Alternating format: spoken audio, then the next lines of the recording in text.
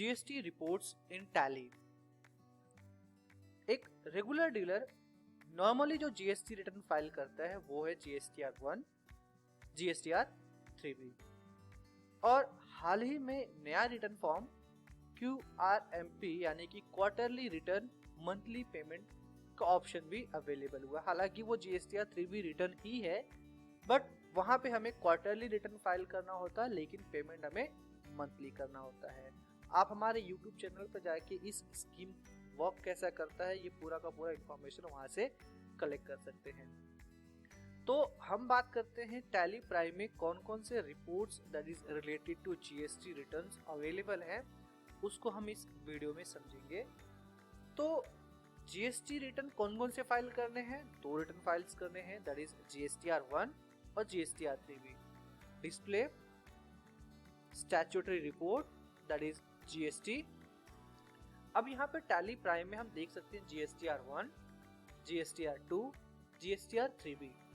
GSTR 1 that is related to sales. आपने जितने भी सेल्स किए होंगे, सेल्स के रिलेटेड जो भी डेबिट नोट या क्रेडिट नोट होंगे और एक्सपोर्ट का सेल हो गया या फिर आपकी जो आउटवर्ड सप्लाई हो गई, वो सारे के सारे एंट्रीज आपको कहाँ पे देखने को मिलेंगे? जीएसटीआर 1 में।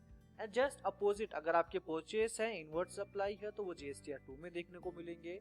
और GSTR 3B is a computation summary, जहाँ पे जीएसटीआर 1 का total tax and GSTR 3B का टोटल इनपुट टैक्स आप यहाँ पे समरी के तौर पे देख सकते हैं।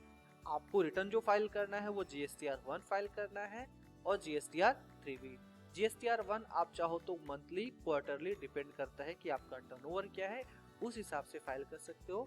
3B के हिसाब से अगर आपका टर्नओवर आप डिसाइड करते हो कि आपको क्वार्टरली फाइलिंग करनी है तो क्वार्टरली फाइलिंग कर सकते हैं, बट आपको पेमेंट तो मंथली ही करना होगा बेस्ड ऑन अप्रोप्रिएट वैल्यू। उसका वर्किंग एंड उसका मैकेनिज्म कुछ अलग प्रकार से होता है। तो GSTR 1 and GSTR 3B file कैसे करना है, डेफिनेटली हम आने वाले वीडियो में डिटेल में समझेंगे how to file your GSTR 1 and GSTR 3B। GSTR 2 just एक रिपोर्ट है जहां पे आप अपने परचेस की एंट्री को वेरीफाई कर सकते हो, लेकिन इसके अलावा भी चीज है, जैसे कि जीएसटीआर 2A। जीएसटीआर 2A क्या होता है? उसी तरह से जीएसटीआर 2B एक रिपोर्ट है। 2A and 2B that is auto populated report of your purchase entry. आपने जितने भी परचेस किए रहेंगे पोर्टल पे, वो सारी एंट्री जीएसटीआर 2A के अंदर रिफ्लेक्ट होते हैं। तो वो जीएसटीआर 2A एंड 2B के बारे में भी हम आगे आने वाले वीडियो में डेफिनेटली समझेंगे, या फिर आपने जीएसटी प्रैक्टिकल अप्रोच वाला कोर्स अगर आपने ऑलरेडी कवर किया है तो वहां पे हमने इसको डिटेल में डिस्कस किया है कि GSTR 2A and GSTR 2B में डिफरेंस क्या है और उसको रिकंसिलिएशन कैसे करना है। तो हम चलते हैं जीएसटीआर 1 में। तो जीएसटीआर 1 कुछ इस प्रकार से ये रिटर्न समरी हमारे सामने अवेलेबल होता है। तो टैली प्राइम में समझते हैं कि यहाँ पे हर एक फील्ड का ऑप्शन का इंपॉर्टेंस क्या है और ये मतलब क्या है। Total number of vouchers for the month of July कितने हैं? 37।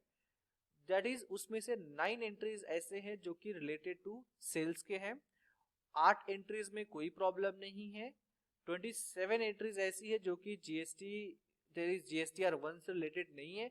अगर आप यहाँ पे देखना चाहो ड्रिल डाउन करके यहाँ पे देख सकते हो कि ये स्टॉक एडजस्टमेंट एंट्री है, तो ऑब्वियस बात है ये सेल से कोई लेना देना नहीं है।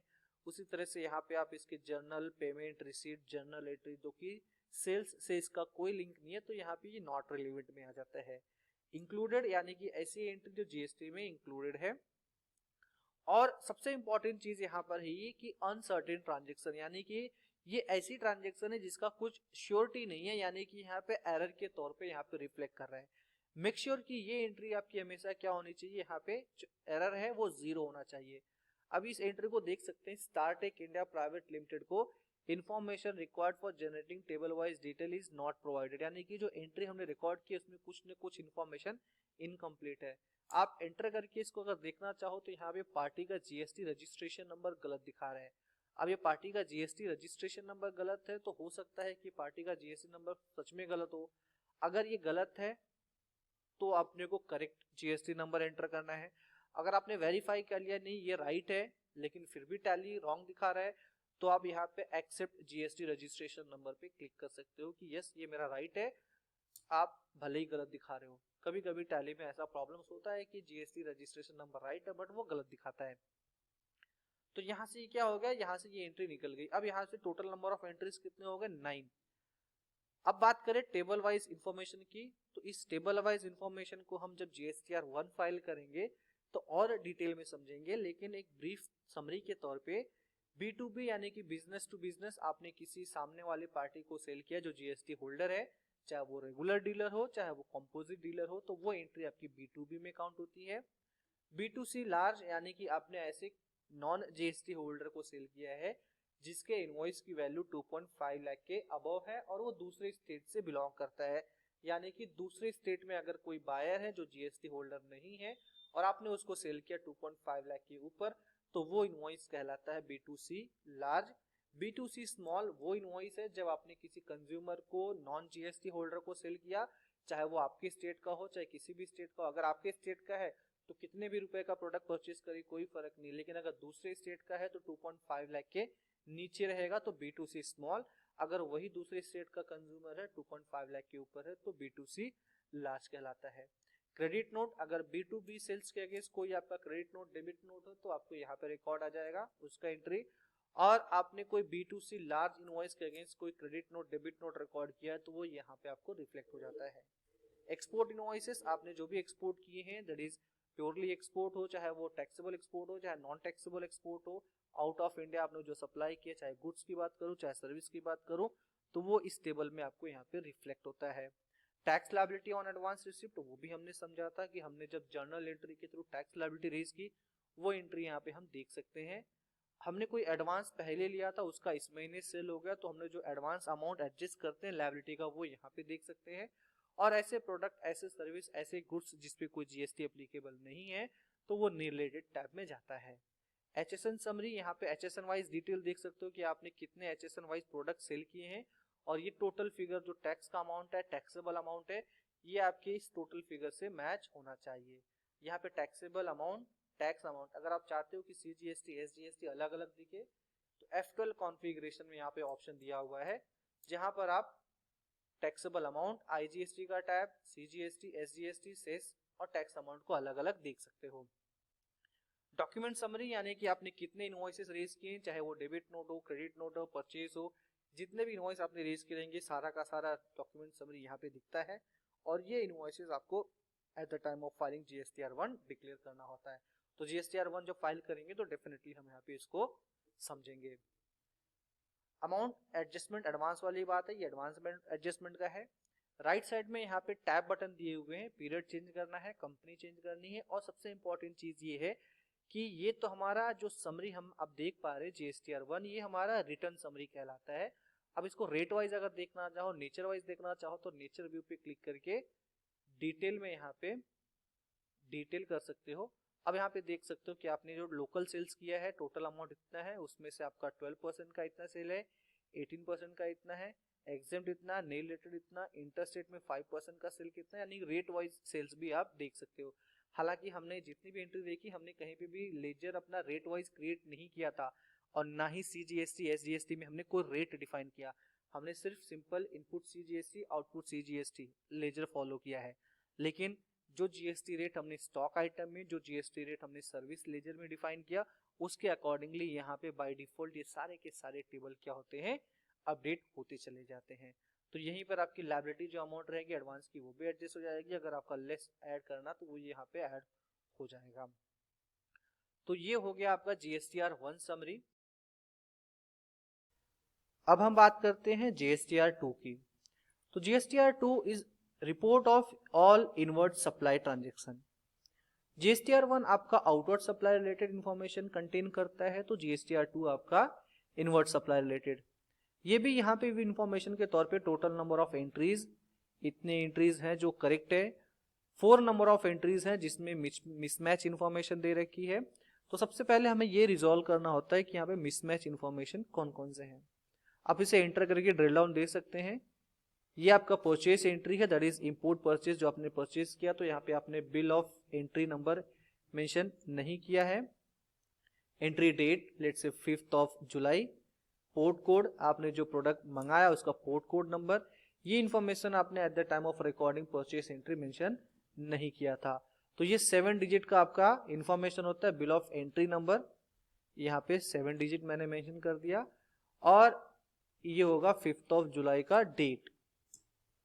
तो यहाँ से ये होती है, एंट्री निकल जाती है। जो नंबर ऑफ एंट्रीज है वो आपको पहले यहाँ से सॉल्व करने होंगे। एएमजे हार्डवेयर एंटरप्राइजेस, यहाँ पे भी परचेज की एंट्री है।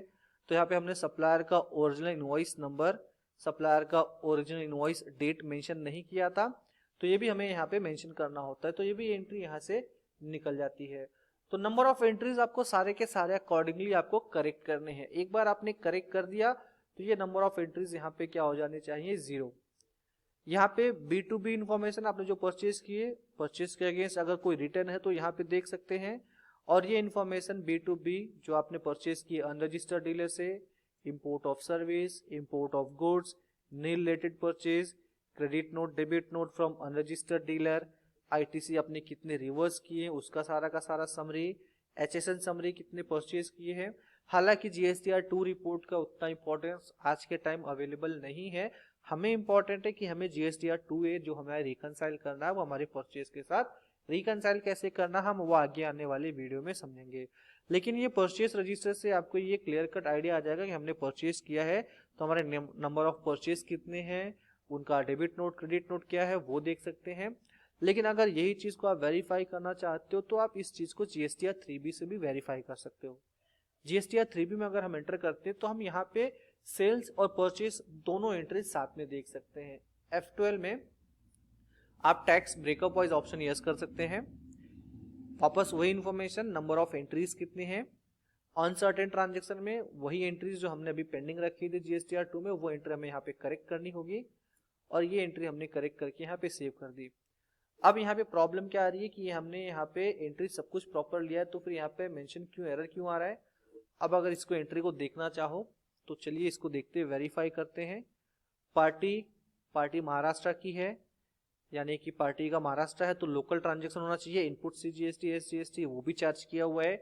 बट प्रॉब्लम कहाँ पर है, ओके प्रॉब्लम यहाँ पर है, ये अपना परचेज टैक्सेबल लोकल है बट यहाँ पे हमने inter state purchase taxable count कर लिया। इसे हम यहाँ पे निकाल देते हैं और इस एंट्री को हम क्या कर देंगे, सेव कर देंगे। तो ऐसे छोटे छोटे मिस्टेक्स जो है हम at the time of recording entry कर सकते हैं। सी देखिए वो एंट्री निकाल दी, यहाँ से वो एरर निकल चुका है। और किस तरह का एरर हो सकता है, अभी यहाँ पे IDFC बैंक का पेमेंट है, यहाँ पे इनपुट CGST SGST, तो डिफरेंस अमाउंट यहाँ पर आ रहा है। एक्चुअल में टैक्स अमाउंट बनता है 323.48, लेकिन हमने एंट्री पे 323.46 चार्ज किया हुआ है। डिफरेंस है पॉइंट डेसिमल प्लेस का। अगर ओके है, अगर आप चाहते हो ठीक है लेट इट बी, तो आप इसे एक्सेप्ट एज इट इज कर सकते हो। ऑब्वियस सी बात है पेमेंट एंट्री आप इसे हिलाना नहीं चाहोगे बिकॉज ये आपका बैंक रिकंसिलिएशन को इफेक्ट कर देगा। तो यहाँ पर ये एंट्री क्या हो गई आपकी 0। नंबर ऑफ मिसमैच कितने हो गए, 0। अब यहाँ पे 3.1 टेबल है that include all the outward supply. यहाँ पे 3.1 का मतलब होता है GSTR 1। GSTR 1 में B2B सेल कितने थे आपके, उसका एक्सपोर्ट कितना था, एक्सपोर्ट या स्पेशल इकोनॉमिक जोन में, नील रिलेटेड कितना सप्लाई किया, रिवर्स चार्ज मैकेनिज्म में आपका लायबिलिटी कितनी बनती है, चाहे वो आपका इंपोर्ट ऑफ सर्विस हो, चाहे वो आपका local that is reverse charge mechanism entry हो, नॉन GST आउटवर्ड सप्लाई ऐसा प्रोडक्ट या ऐसा सर्विस जो GST में कवर्ड ही नहीं है, जैसे आप डील करते हो पेट्रोल में या फिर इलेक्ट्रिसिटी में, स्टैम्प ड्यूटी रजिस्ट्रेशन फीस जो GST में कवर्ड ही नहीं है, तो वो नॉन GST आउटवर्ड सप्लाई में काउंट होता है। और हर एक का IGST CGST SGST का टेबल आप यहाँ पे देख सकते हो। अब 3.2 में इंफॉर्मेशन कंटेन करता है, 3.1 का ही इंफॉर्मेशन होता है जो 3.2 में एज आपको सेपरेट डिक्लेयर करना होता है। 3.1 से आपकी टैक्स लायबिलिटी यहाँ पे अराइज हो जाती है, लेकिन 3.2 से कोई टैक्स लायबिलिटी अराइज नहीं होती। बिकॉज अगर यहाँ पे ये फिगर देखना चाहो 3.2 में आपने जो भी अगर किसी आपने अनरजिस्टर्ड पार्टी को सेल किया जो दूसरे स्टेट से बिलोंग करता है, कंपोजिट पार्टी को सेल किया जो दूसरे स्टेट से बिलोंग करता है, आप कंपोजिट पार्टी को सॉरी माफ कीजिएगा, कंपोजिशन पार्टी को सेल किया वो कोई भी स्टेट का हो, UIN को सेल किया, तो ये 3 ऐसे डिफरेंट कैटेगरीज हैं जो अगर उनको सेल करते हो तो उनका डिक्लेरेशन आपको GST पोर्टल पे 3.2 टेबल नंबर GSTR 3 में आपको मेंशन करना होता है। हालांकि ये एंट्री आपके इस ट्रांजेक्शन में ऑलरेडी इंक्लूडेड होती है। अगर आप देखना चाहो इस एंट्री को तो आपने सेल किया राजस्थान में, party name is Parvez Ansari. अब ये एंट्री आप देखोगे तो यहाँ पे आपको अवेलेबल होगी C Parvez Ansari, party name Rajasthan, non GST holder.